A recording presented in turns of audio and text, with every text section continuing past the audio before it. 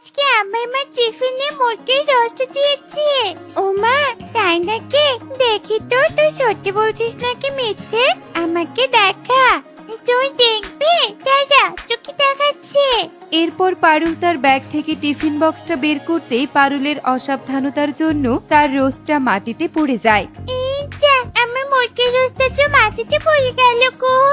সব আমার জন্য হয়েছে। আমি না দেখতে চাইলে এমনটা হতোই না। তুই চিন্তা করিস না পারুল, আজকে আমার সাথে টিফিন খাস কেমন? আমি নুডলস নিয়ে এসেছি। এভাবেই গল্প করতে করতে পারুল আর কুহু স্কুলে যাচ্ছিল। অন্যদিকে পারুলের মুরগির রোস্টটা একটি খরগোশ দেখতে পায়। খরগোশটি মুরগির রোস্টটা মুখে নিতেই সেখানে বিল্লু বিড়াল এসে হাজির হয়। কেন খরগোশ, রোস্টটা আমি খাবো, ওটা আমায় দিয়ে দে। আমি ওই রোস্টটা আগে দেখেছি। তুমি আগে দেখেছো তাতে কি হয়েছে? আমি তো এটা আগে পেয়েছি, তাই এটা আমার।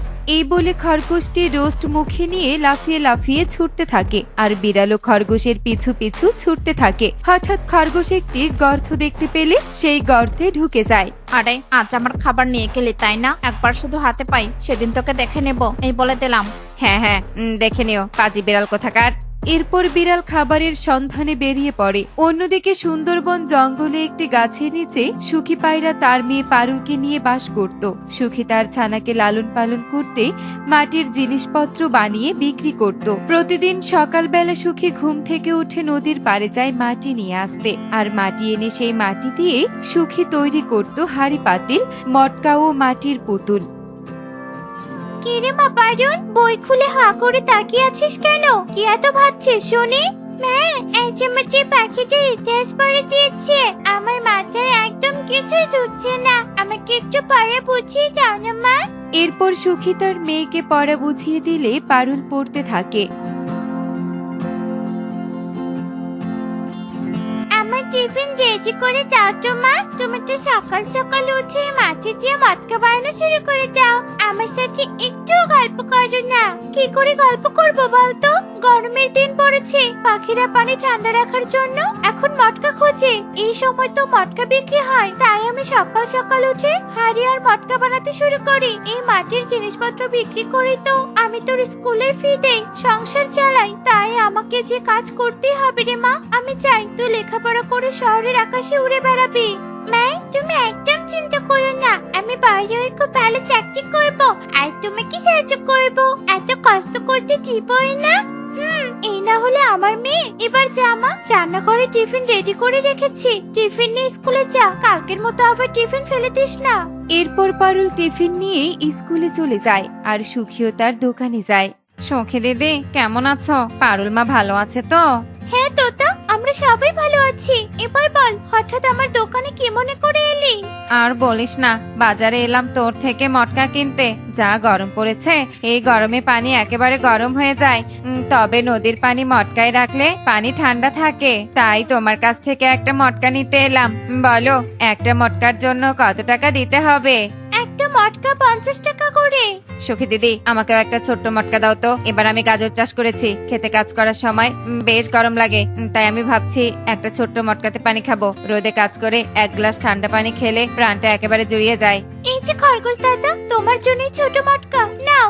এরপর খরগোশ সুখীকে টাকা দেয় আর তখনই সেখানে দুষ্টু বিড়াল চলে আসে। এই যে সুখী, তুই তো মটকা বিক্রি করতে এমনিতেই অনেক সুখী হয়েছিস, আর বেচতে হবে না। এখান থেকে কেটে পড় আর এই জায়গাটা ছেড়ে দে। এখন আমি এখানে মাছের দোকান দেব। তুমি তো নিজেই চুরি করে মাছ খাও, তাহলে আবার মাছের দোকান কি করে দিবে? হ্যাঁ, তোর তো বেশ সাহস দেখছি। সেদিন আমার রোস্টটা নিয়ে পালিয়ে গিয়েছিলে, এখন আবার আমার মুখে মুখে তর্ক করছিস। আজকে তুই আমার শিক্ষর হতে চাস নাকি? হ্যাঁ, আজ আর আমি একা না, আমার সাথে সুখী দিদি, তোতা দাদা আর পুরো বাজারের লোক আছে। আজ তুমি আমায় ধরতে এলে, সবাই মিলে তোমার হালুয়া বানিয়ে দিব।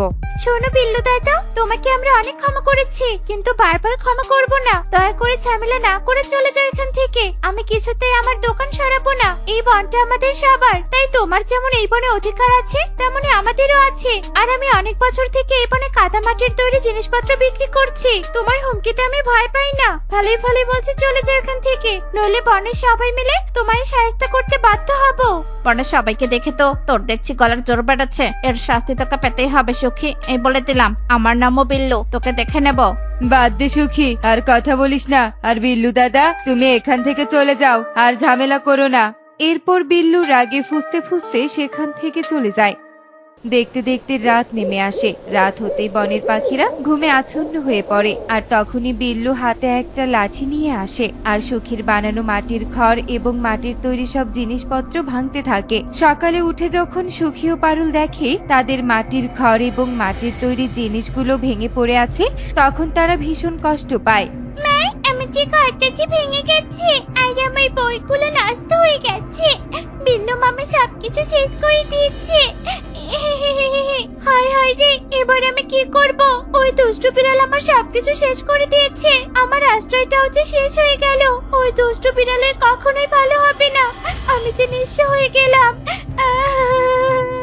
এই বলে সুখী কাদামাটি ভাঙা বাসনপত্র পানি দিয়ে নরম করে নেয় আর মটকা বানানোর জন্য মাটি প্রস্তুত করতে থাকে। তখনই একটা কাদামাটির অংশ থেকে আওয়াজ ভেসে আসে। আর কেঁদো না সুখী, শান্ত হও। তোমার সাথে হওয়া অন্যায়ের শাস্তি বিল্লু বিড়াল নিশ্চয়ই পাবে। কে কে কে কথা বলছে?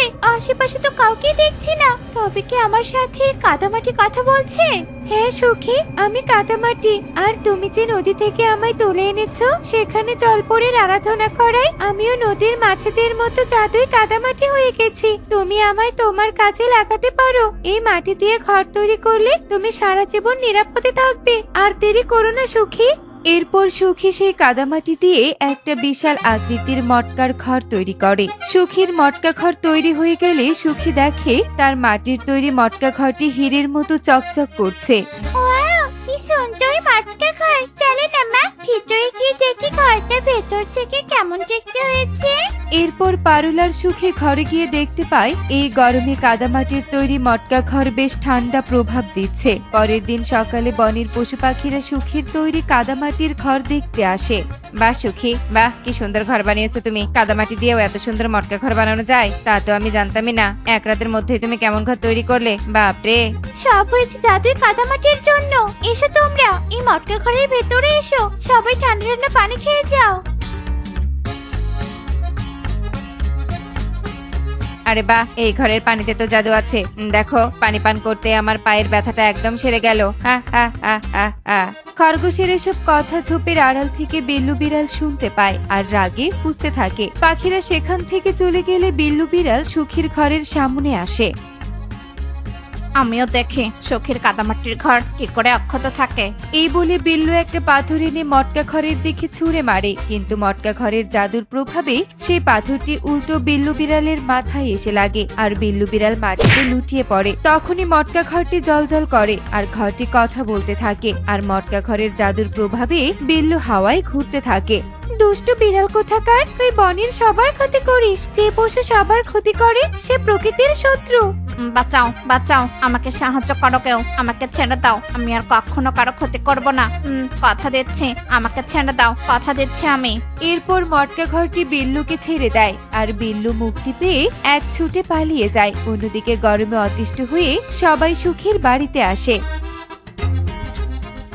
সুখী দিদি, আমরা সবাই তোমার বাড়িতে এসে অনেক স্বস্তি পাই। তুমি আমাদের সব সময় তোমাদের বাড়িতে আশ্রয় দাও আর বিপদে আমাদের পাশে থাকো। তাই আমরা চাই আজ থেকে তুমি আমাদের বন প্রধান হও। না খরগোশ, আমি বন প্রধান হতে চাই না। আমাদের বন প্রধান তো আছে, ইগল দাদা আমাদের সবার রক্ষক। তোমরা শুধু আমাকে আশীর্বাদ করো যাতে আমি এভাবেই তোমাদের সেবা করে যেতে পারি। সুখীর কথায় পাখিরা খুশি হয়ে হাততালি দেয় আর সুখী তার মেয়ে পারুলকে নিয়ে কাদামাটির তৈরি মটকা ঘরে সুখে শান্তিতে থাকতে শুরু করে। তো বন্ধুরা, দেখলে তো, বিপদে যারা সাহস হারায় না, প্রকৃতি তাদের নিশ্চয়ই সাহায্য করে। এমনই সব মজার মজার শিক্ষণীয় টুনি পাখির গল্প পেতে আমাদের সাথেই থেকো। আর গল্পটি কেমন হয়েছে তা কমেন্টে জানাতে ভুলো না কিন্তু। Bye bye.